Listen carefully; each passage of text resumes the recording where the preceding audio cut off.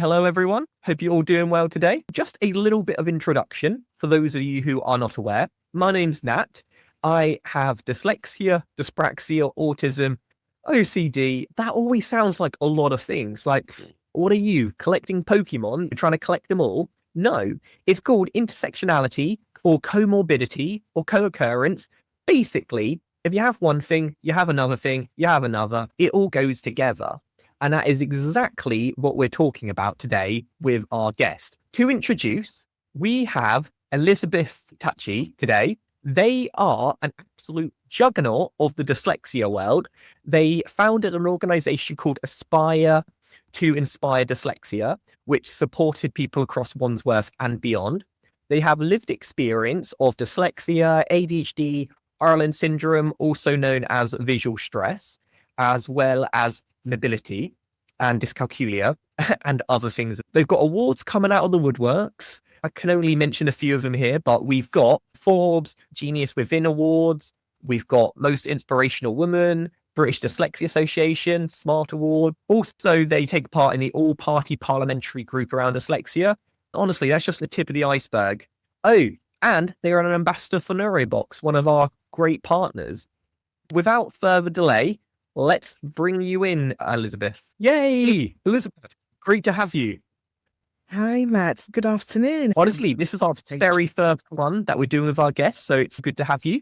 I was a guest on your podcast a few years back, so it feels like a nice full circle.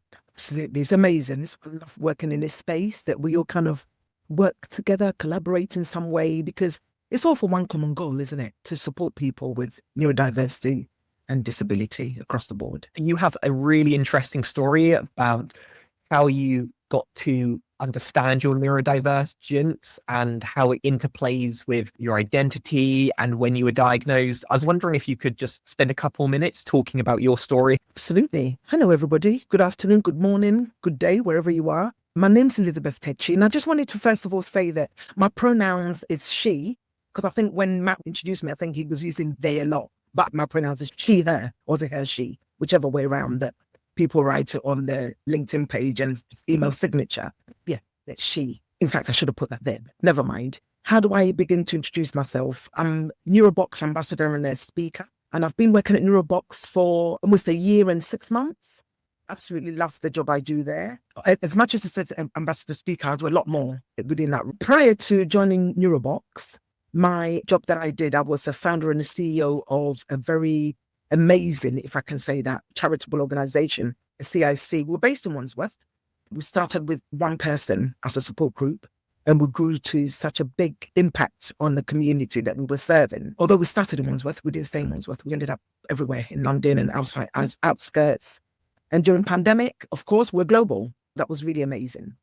But I'm just going to go back a little bit just to talk about my role in Neurobox. As an ambassador speaker, I attend events and I attend conferences and I speak for the brand of Neurobox and promote the amazing work they do. And some of the work they do is supporting neurodivergent people in the workplace, supporting HR managers for making sure that they're supporting their team. Also, we deal with access to work support and line manager training. The list is on and on. I think when I finish talking, Matt may want to add a link to some of the things that he might share on social media. That's a little bit of Neurobox. I got diagnosed with dyslexia in 2002. Prior to having the diagnosis, I wasn't aware, or I didn't have a clue that I had any lived experience of neurodiversity. When I got diagnosed, it was a bit of a shock for me, and I was totally in denial to accept that I was living with the condition dyslexia. But I always knew something wasn't right with me because I'm a big-time failure in education, big-time failure in the workplace, and everything that happened prior to having a diagnosis. When the diagnosis was picked up at university, I denied it, didn't want the label, just thought, actually, there's nothing wrong with me, but there's something wrong with the person who's actually assessing me. That's what I used to say to myself. Even though I got the diagnosis, I actually locked it in a cupboard. The reason why I did that is because I didn't want to be different, in vertical commas. I just wanted to be accepted, didn't want the label. One thing I can say, to cut a very long story short, I failed my university first year drastically because I didn't really accept the help that I needed.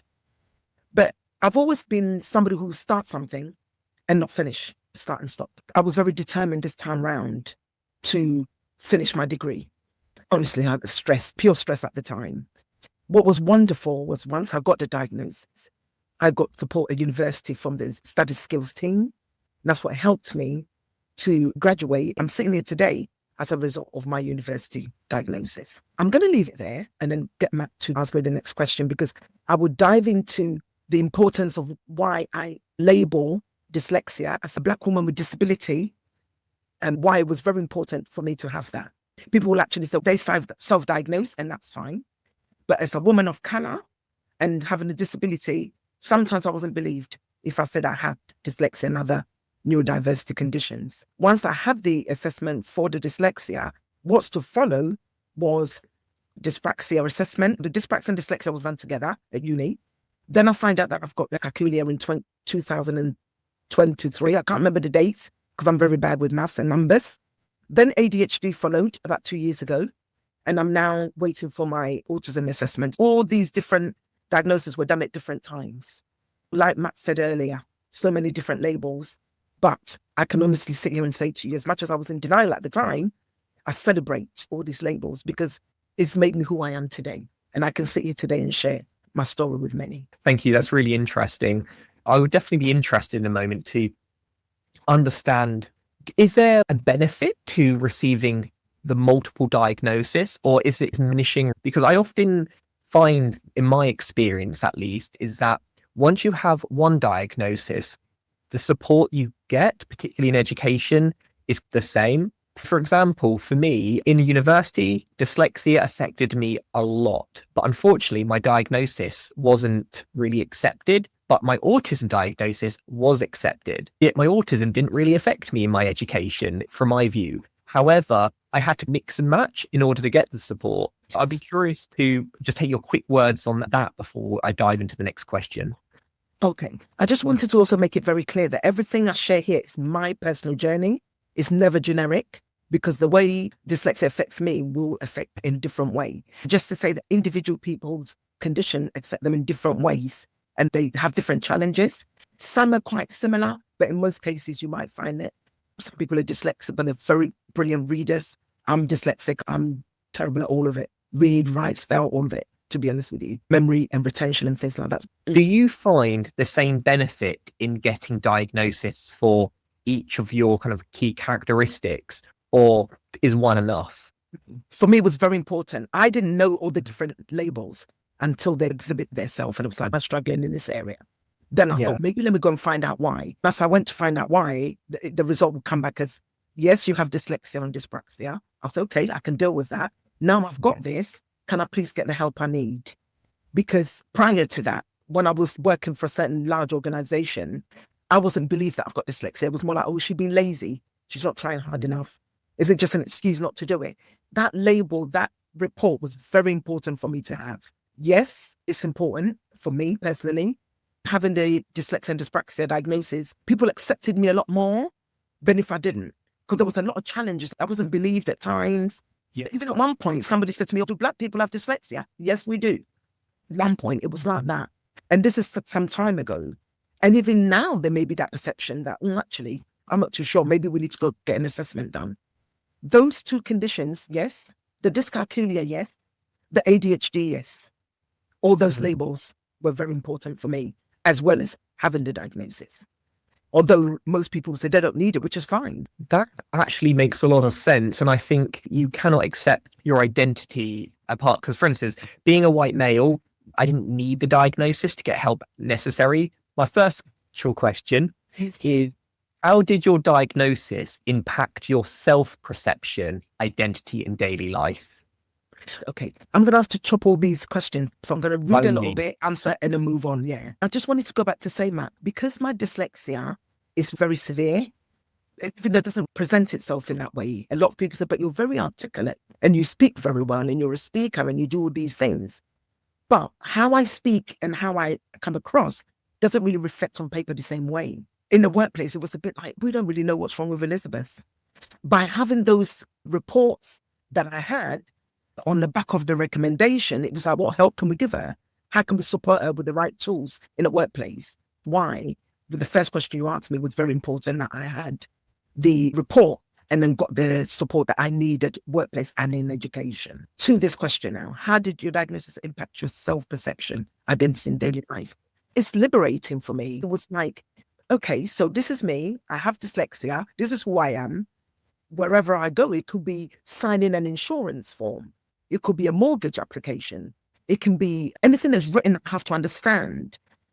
If I say to somebody, actually, I've got dyslexia and I really struggle with this, then, can we support you? Having the label and having the identity in my daily life has just been liberating for me. I know that in certain communities, there's still stigma attached to this, but I wear the label with pride. I walk with my head high. I know people from ethnic minority background and some of the different communities would probably say that, especially people with foreign language, I forgot the name, the word they use, English as a second language. Yes. Sometimes people that I've supported in the past have said to me, you know what, Liz, I've been told that I don't have dyslexia, but it's a language barrier and that I can't speak English properly or write English properly. I think my point I'm making is it doesn't matter where you're from or what your background is or what language you speak. Dyslexia is dyslexia. When I was running HY Dyslexia and I met so many people with English as a second language who maybe in education, they've been told that actually, I think because you don't speak English very well, that's why you're struggling. But that's not the case. Yeah. Just going back to the question you asked me, some people from those communities would say, actually, once they got the label, it was easier for them to navigate in the education system and in the workplace. Once they got their diagnosis, as in the paper they were holding on to, the help had to be given to them. It wasn't so much that they were speaking different language and that's why they were struggling. The language subject is really interesting because I've read reports where people have said that in one language, dyslexia affects them a great deal, but in their other language, barely at all. I was wondering if you have any take on how you know when something is due to your language abilities and when something is due to dyslexia. To be honest, I'm not a dyslexia assessor and I'm not a dyslexia specialist in terms of cognitively. However, what I do know is that I speak 4 different languages. I don't write 4 different languages. Yeah, I speak 3 different languages in African language and also English. But I know that across the board, when I'm saying a certain word in my language, I still struggle and stumble. Dyslexia represents itself no matter what language I'm speaking. Oh, in all of them? In all of them. The pronunciation, in how I'm saying something, in how I'm articulating myself. As a result, I speak with a lot of hand gestures because sometimes I really struggle to get my point across. So I have to speak with my hand gesture and trying to affirm what I'm trying to say. For me, with somebody with the multiple layers of neurodiversity conditions, represents itself in all shape or form. It doesn't change because I'm speaking a Ghanaian language if I have to write something. Someone else might have a different approach to that, but that's, for me personally, that's how it is. Really interesting. But I've read reports in the past where people said in countries that use a different type of alphabet, for instance, in China, there is lower levels of dyslexia because of the way that the writing is more kind of image-based. That being said, it could also be that there's less awareness there, so less diagnosis. I think the jury is still out, but it is interesting that how our language was created does play a big impact. Not whether or not you have dyslexia, but how dyslexia impacts you and affects you on day to day. Absolutely. So, for example, if I have to speak in my own native language, my parents are from Ghana, West Africa originally. If I have to say something, I can't find the word, or I'm still struggling to process what someone has said to me because dyslexia is pulling me back and I can't really say those words. Whether it's English or whether it's where I'm from, it's exactly the same for me personally. But I think the point I was trying to make with the English as a foreign language, when I was running my organization, people came for help. They were like, listen, actually, I've been told that I can't get this assessment I need because I'm speaking, I don't know, Spanish or French or whatever it might be. So I would normally say, if you can afford the assessment, go and get that assessment for yourself, if you can afford it. If not, then perhaps in a workplace, I know it's all different now. If you're happy to self-diagnose, then great. You know, if you've got a great line manager who understands, then absolutely wonderful. But it's never been plain sailing like that for me in the past. I think that kind of brings us quite nicely onto our next question, which is, did you face additional barriers to diagnosis as a Black woman navigating healthcare and education systems? Because you mentioned that if you can get one, you should get one. but is it the same process, or do you think there's additional challenges due to your background? First of all, it's the cost, isn't it? It's the cost involved. I'm not the richest person, but if you've got to all these different diagnoses, cost a lot of money. If you haven't got the funds to be able to do that, then that's a challenge in itself. That's a barrier in the first place. I've been quite fortunate that my diagnosis for dyslexia and dyspraxia was done at university. It was done through the student support services. I didn't have to pay for that.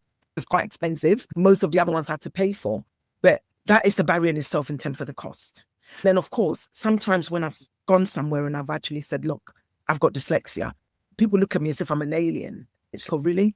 Okay, so how best can we help you? I articulate really well. One of my strongest skills that I have is public speaking. I can speak in front of millions of people, but can I write in front of millions of people? No. Been a bit of a problem or challenge in that area. If it's in a workplace, I would then say, actually, maybe I need workplace needs assessment, and here's my report. Then everything will be okay in that sense. Navigating the healthcare, for example, I've recently had a hip operation, so I have to go in and out of hospital for regular checkups. And I think the consultant was saying to me, I said, I've got dyslexia, so please go easy for me, because I'm not going to understand everything you're saying to me. In terms of medication I have to take, everything has to be slowly explained to me, because otherwise I'll walk out of there not understanding what I need to do. But have I experienced challenges? Yes, because when I've actually said to a nurse or a doctor, I've got dyslexia, and they're like, okay, they're still carrying on what they're doing. Nothing's changed, even though I've mentioned this. Then sometimes it comes across as if, I don't think the word aggressive is the right word, but because I'm really trying to assert myself and I can't, then they get frustrated, and sometimes I get frustrated as well. Yes, that I had challenges navigating the healthcare system. Education system, to be honest, I have to give it a plus. Education for me really worked in terms of my university assessment, which has helped me to be where I am today. It's not the same story for everybody else, but for me, it's worked in my favor, and I'm grateful for that. I had that opportunity to be able to get assessed and explore different things that I wanted to do on my career paths. It has been said, though, with the diagnostic system, that it is very biased and tailored towards essentially people from Western countries, white males. Did you find that, was it adapted at all towards your gender and background, or was it the generic assessments? And does it need to be tailored, do you think? To be honest with you, when I had my assessment, I was really fortunate. It was one of my lecturers that said, look, if you don't go for help with the way you're writing your essays, remember in 2002, we didn't have AI and ChatGPT and all these things that people are using now. I had to handwrite my essay. It was through the handwritten essays that I used to do at university that one of my lecturers picked up on the dyslexia. So she's the one that referred me. It was a smooth transition for me. It wasn't where I'm fighting for my right essay. Look, I've got this help. In fact, she was pleading with me to go, because she said, look, if you really want a degree, then I would recommend you go and get this assessment done. It's been a positive outcome in terms of how I've come to know that I've got neurodiverse condition and what started it off to where I am now. That's been a huge plus for me. That's why I was very keen to start the company I did, because I knew that I can help other people to reach their full potential by going for help in that way. I think I also wanted to say that in the workplace, access to work has been so great in how I've had support in the workplace to be able to excel for the work that I do in both HY and also at Neurobox. It's just been absolutely amazing with the access to work support that I've had. And I just wanted to add that I also have a physical disability, which is osteoarthritis. Currently, I'm working with walking aids. Again, that is another area that's been another barrier added on to the different conditions that I have. But it's been really great that I've had the support that I need at work. There's been a lot of positive from the different diagnoses I've had. And I wanted to also say that anybody who's joined this call, if you feel that you might have any hidden disability, i.e. dyslexia or dyscalculia or ADHD or any of those things that we've spoken about, if you're in a workplace, you can reach out to HR and speak about the help and support that there is available. Currently in the workplace, there is a lot of support available if you ask for it. There's a lot of organizations who are doing a lot of work around neurodiversity and disability. and all the other things like LGBTQ and all the support that people need in the workplace to thrive. When I was diagnosed with dyslexia and got all the help I needed and support, I actually decided that I'm going to help other people. I'm not just going to sit on this amazing help and support that I've been given. My charitable organization started, and we started with just one person who was coming to support group. And within 6 years that we run, we serve over 13,500 people, including events and podcasts and live shows that we used to have. What I normally say is, if dyslexia affects 1 in 10 people, and, we serve so many, you can imagine how many more people that are struggling with this hidden neurodiversity condition and possibly not spoke about.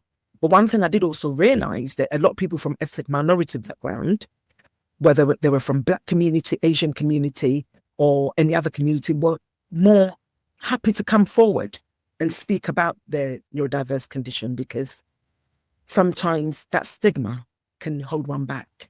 If you actually say to somebody that I've got all these different diagnoses, the perception can be different. Sometimes you treat it differently. It's really, when we set up HY Dyslexia, we got people coming to us and being open and talking about all the different experiences they've had and the support they needed. And some of the feedback that we have got, what we got back when I was running the organization, was really positive. People that didn't even think they could go to university to graduate to become a nurse, or they could even thrive in the workplace or set up their own businesses, they were able to go and do that as a result of the help that we gave them. That help is still within the workplace. I think I'm very fortunate to work for a company that always speak about neuro-inclusive in the workplace. Every support that I need, I've been given it. And now I go out and talk to different companies about what different employees tap into the help, support they need. And also the well-being is really important. It's all well and good that we get the diagnosis, we get the assessment and everything. I know you mentioned about physical health, and I'm curious if you could talk a bit more about the connection between neurodivergence and physical health at all. There's so many different layers and so many different things going on. Having the neurodiverse conditions, we know that is, you've got your diagnosis, Liz, you've got your papers, everything's there, you can prove it wherever you have to go, and you need to exhibit that you've got that. I was recently going through some changes in my whole body and life and everything. And I went to see my doctor, and he was actually saying that it could be menopause. Apart from my physical disability, menopause is somewhere in the mix of all that as well. Part of my dyslexia was memory retention, processing information, and ADHD and all that in the mix as well. When I had the diagnosis of the menopause I'm going through at the moment, it was like, God, which is which and what's presenting itself today? That's been a mix there. Am I going through my mental blockage today or the brain fog? Is it because of menopause, or is it because I'm really struggling with dyslexia today? So I have to find a balance. Coming back to the question you answered about physical disability, I've got osteoarthritis and it is a disability. In my case, it's quite severe. I had to go and have surgery. That is now another story for another day. Those things can talk all part. And then it moves me on to talk about well-being and mental health. Because you've got so much going on with your neurodiversity. Then you've been told menopause. Then you've got osteoarthritis. There's a lot going on. There are days, Matt, I'm really honest, I feel quite low. I'm at lowest sometimes. And I'm quite lucky to have a really good manager that I can speak to and say, look, these are what I'm going through. And well-being is really important, and a mental health aspect of things. With all that I've explained, if you find that there are other challenges, do seek help, because it's the same mind that's doing all of it. Just what I mean. And mental health is really important as well in this case. You did talk about not knowing if it's one thing or the other. That's a question I get quite often when it comes to neurodivergence. Is this my dyslexia? Is this my dyspraxia? Do you think, one, can you know what is what? And two, is it even important to be able to say, oh, that's the ADHD right there? I think for me, because I know what dyslexia does to me, honestly. Like this morning, I was on call with my admin executive. I was trying to do something, but I was finding really frustrated. I don't know why I couldn't do it. And I've always done it. But just this morning, I was unable to do that. I think in the workplace, for me, if you have to keep going back to asking the same questions, oh, I'm sorry, I forgot how to do this, I forgot how to do that. I think at some point, it becomes a bit like, oh, I know that my organization are very supportive. But if you work for an organization that has to understand what dyslexia is, it might be a bit of a challenge. For me, dyslexia presents itself how dyslexia presents itself on paper. And for the dyscalculia, obviously, the maths and adding things up. For the ADHD, sometimes I get brain fog and hyperfocus as well. So I can identify each one of them. But sometimes I think they're all mad all out. They all put themselves together. And I'm like, I don't know where I am today. I can't do certain things because all these co-occurrence conditions have all come together. And I don't know which one's presents itself today. That happens as well from time to time. Yeah. Particularly when I'm driving with the dyspraxia, when I'm driving, my left, my right, the signs I'm reading at the same time. I've got the navigator, the TomTom going at the same time. TomTom, sat-nav is what people call it. I've got all that going at the same time, and it can be really chaotic for me. And then I have to stop. Okay, Liz, let's focus on one thing today, and let's just do one thing and not the other. I suppose with the driving and the visual stimulation, it fits quite nicely into the Ireland syndrome. I know not everyone will be as familiar with it, and essentially it's visual stress, but there's a bit more. I was wondering if you could tell us a bit more about how that impacts you and why it's separate from dyslexia. Okay, so Ireland syndrome, also known as visual stress, it's like, usually I wear my dark glasses, my dyslexia glasses, but it's in a drawer today because I knew that, Matt, you were going to read all the questions, so I didn't put it on. With the Ireland syndrome, when I'm reading on white, the words move. It's like the words have moved off the page, or it's like little ants running off the page. I don't read very well on black and white. I formulate my emails in the font blue. I have a blue overlay in front of my computer. Anything that's white, I get headaches and I can't really work very well with fluorescent light. But that's how the Ireland exhibit itself, the visual stress. But because sometimes it can be too much, it gives me severe headache. And then migraines as well. I have to wear the dyslexia glasses to make everything look a bit more blue. I think people thought, oh, I've got dyslexia and I can't read on paper. But when I had my diagnosis, all these were done so differently. That's made me understood. I know there's not much awareness on Ireland and visual stress, but that's how it exhibits itself for me. I suppose that adds additional challenges because you mentioned Ireland and dyscalculia, which aren't as well known. I often find, with myself at least, if something is relating to my dyscalculia or dysgraphia, I'll just say dyslexia just for simplicity. Is that something that you found, the way you have to, even though you know what is causing something, you'll adapt it for the audience? Oh, yeah. If I have to write a report, for example, that's another mountain to climb. The dyslexia will come and say hello, and I'll say hello, and then we have to try and do this. But how I've really managed to do this, because I've got assistive technology, it really helped me. My Dragon helps me to do all my administrative tasks. One of the great things of reasonable adjustment in the workplace for me has been, don't spend too long on the computer, in front of the computer. You get up, you go and walk, take a little walk, 5-10 minutes, and come back to your computer and start all over again. Whenever each one is presenting itself, luckily for me, because I know how I deal with them, I'm able to stop and start. But otherwise, it can be very chaotic at times. The many years I've worked with people with neurodiversity, some people don't know which one's exhibiting itself and, all the different ones, then it can be challenging. To kind of branch off on that, when you have multiple different conditions, it can seem sometimes that they can contradict each other. For example, I have autism and dyslexia. Autism means for me, I need a lot of detail because I love detail in order to understand something. But on contrast, my dyslexia means I like things in bullet points, short and simple. I was wondering if that's an experience that you have found, that you can have two things that sometimes don't seem like they would naturally go together. Do you know what, Matt? Exactly what you explained is me.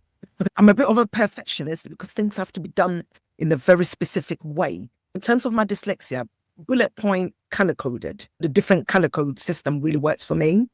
However, I also like to work sometimes very chaotically. I'm like, actually, let's mess it all up. Hang on, I thought you wanted it in bullet point.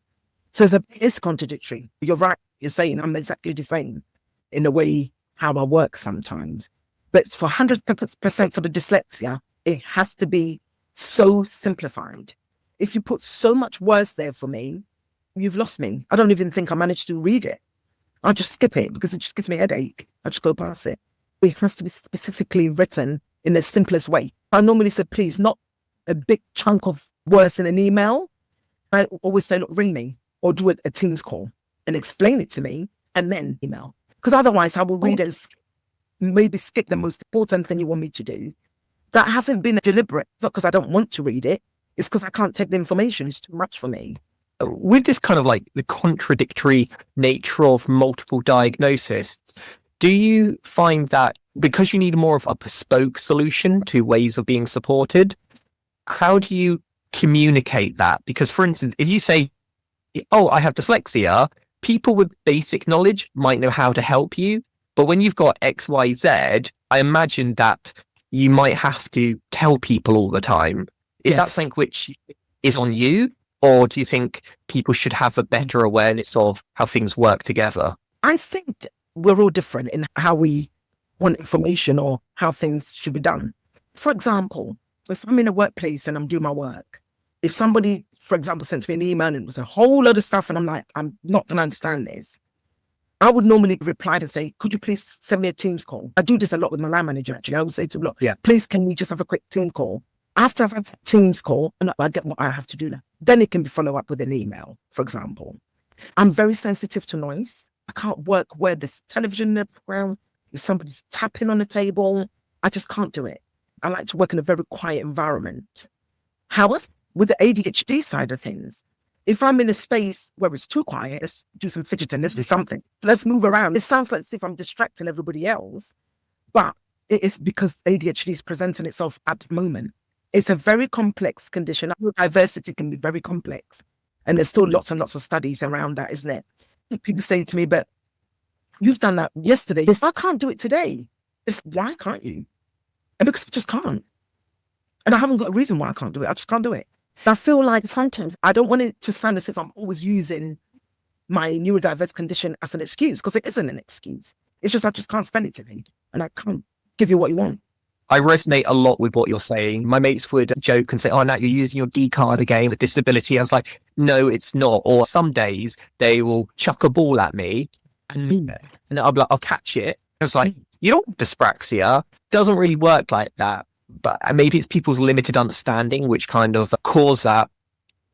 But I suppose I'd also say it's our own limited understanding. It was only until recently when I did my master's in neuroscience where I suddenly didn't just know what my challenges were, but I knew why I was having challenges. I think that you personally have found it important, not knowing just what's difficult, but why it's difficult, or maybe you haven't needed that experience. Oh, I go through it every day. Something presents itself every day. It depends what the situation might be. And if that's the case, then sometimes I take deep breaths and I thought, okay, not today. Or can I please just come back to you on that? Because I need time to go away, process it, find out what you want me to do, understand what you want me to do, then come back to you. Yeah, because otherwise I don't want it. Matt, it's not Matt, it's Nat, isn't it? I keep calling you Matt. Yeah, no, tomato. What the letter between friends? It's Nat, and I can say Matt, okay. Because when I was growing up, the word was like, oh, she's a failure, she's never going to amount to anything. She keeps getting it wrong, she keeps making mistakes. Sometimes they come back to bite you or bite me.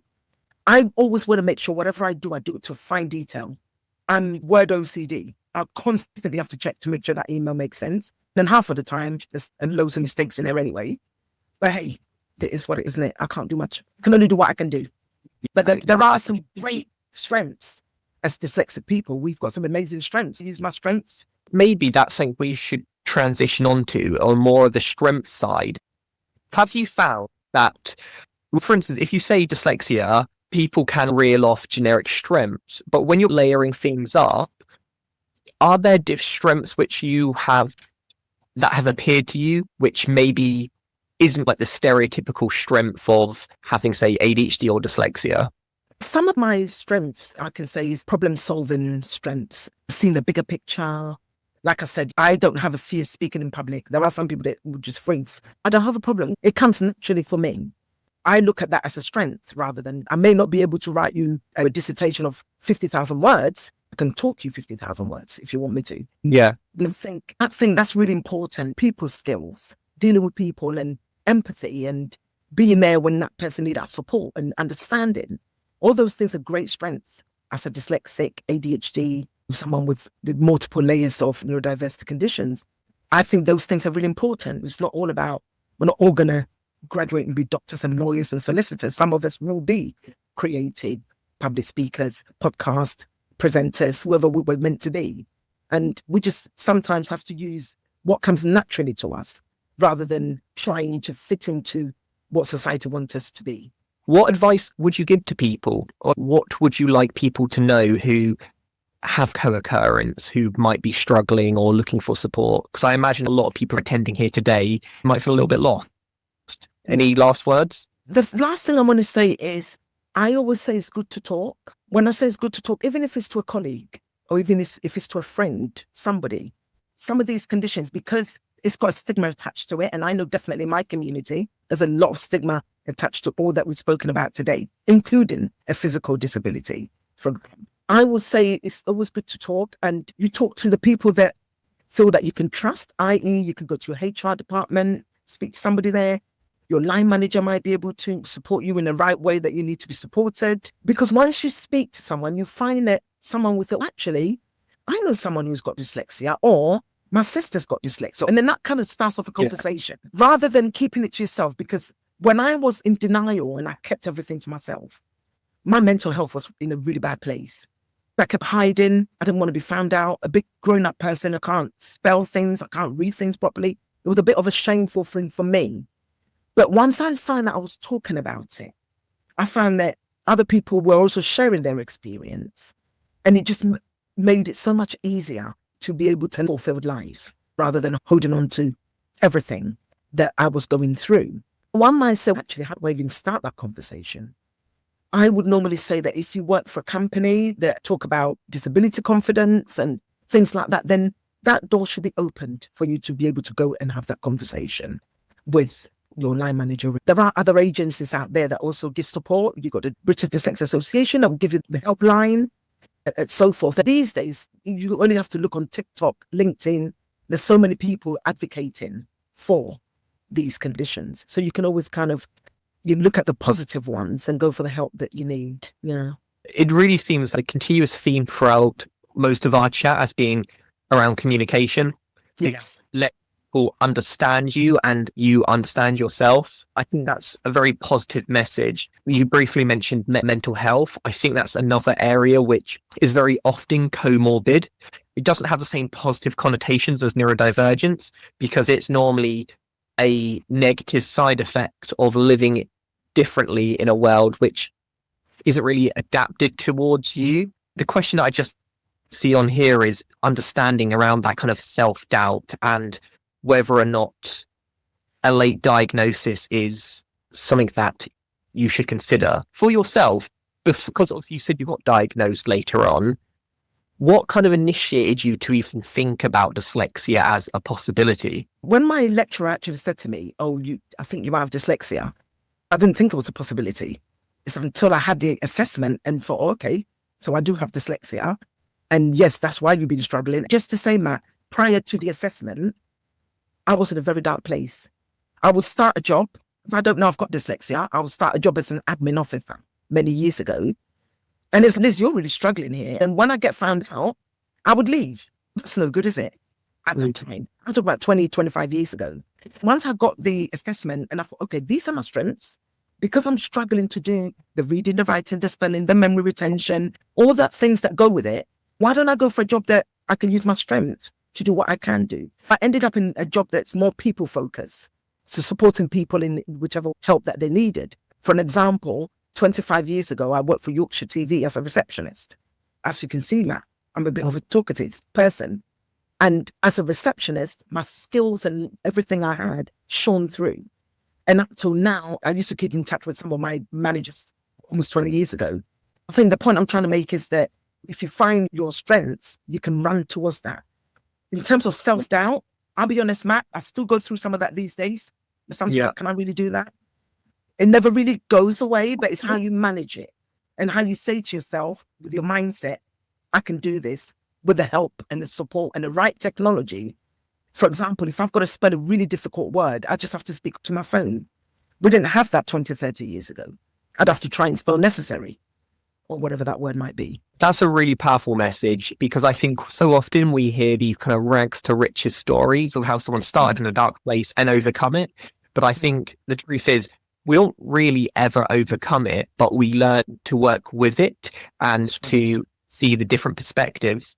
I think that's a really nice message to end on. I would just say a massive thank you for being our first guest. I really enjoyed it, and I hope the audience has as well. Thank you, Matt. But just before I go, I just wanted to say that you don't need an official diagnosis, for example, to be able to get the support that you need in a workplace. I just really wanted to hammer on that, because you don't have to go out and spend so much money on a diagnosis for your workplace to be able to give you the reasonable workplace adjustment, because access to work is something that one can apply for. But if you think that actually I might have ADHD, then you speak to your line manager in your HR department and they'll take it from there. I just thought it's really important. Again, while we said it is a luxury to get a diagnosis, not everyone is in that position. So I think that's really good final advice. All right, let's end it there for today, because that's a lot to process and think about. But we do these webinars every single week, and once a fortnight, we're going to be having different guests in. I really encourage you to get involved. But everyone, do stay engaged with us. Reach out to Elizabeth if you want to. Like I said, they work for Neurobox, they're a really great partner of ours, and hopefully see you soon. Thank you for having me. All right, thank you so much. Bye.